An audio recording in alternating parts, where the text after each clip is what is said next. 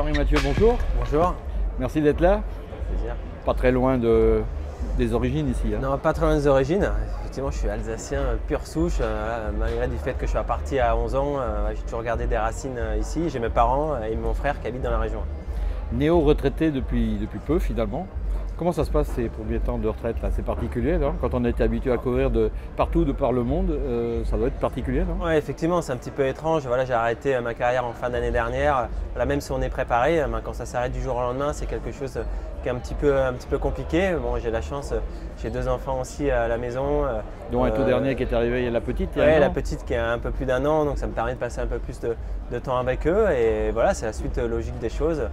J'étais préparé à cette fin de carrière, donc maintenant on va essayer de partir sur de nouveaux projets.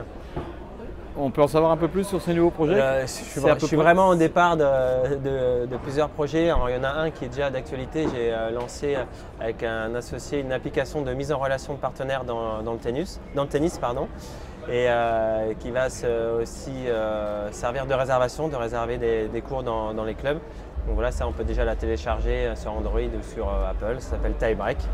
Donc voilà, et ensuite j'ai d'autres projets, mais vraiment au tout départ, je ne peux pas trop en parler. Tiebreak, le nom n'était pas pris pour une application. Non. Et en fait, quand mon associé est venu me voir, le nom était déjà sorti, mais voilà, le nom est très bien pour une application de tennis. Alors on ne va pas résumer toute la carrière, on n'a pas trop le temps, mais moi il y a toujours une chose très particulière que je souhaitais vous demander.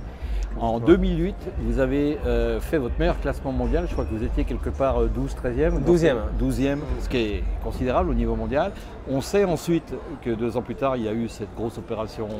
Pendant presque 2 ans, vous avez été éloigné des tournois. Donc à l'âge que vous aviez, bien entendu, c'était le début de la fin, tennistiquement parlant. Oui, surtout à l'époque. Bien entendu.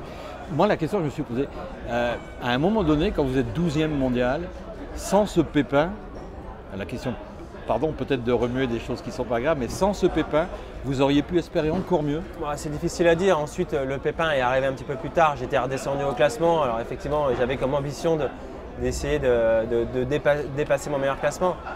Ensuite, j'ai eu des pépins, j'ai envie de dire, tout au long de ma carrière. Alors souvent, c'est pour ça que j'ai une carrière un petit peu en dents de scie, parce que ça demande beaucoup d'énergie à chaque fois de revenir après les blessures. Voilà, nous, quand on s'arrête, les autres joueurs continuent à jouer, notre classement baisse. Donc ça prend beaucoup de temps à chaque fois pour revenir à un bon classement.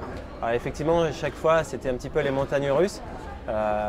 Oui, bien évidemment, si j'avais eu moins de blessures, peut-être que je serais monté plus haut. Mais voilà, c'est les aléas d'un sportif de haut niveau. Quand on commence une carrière, on sait que voilà, ça fait partie du jeu.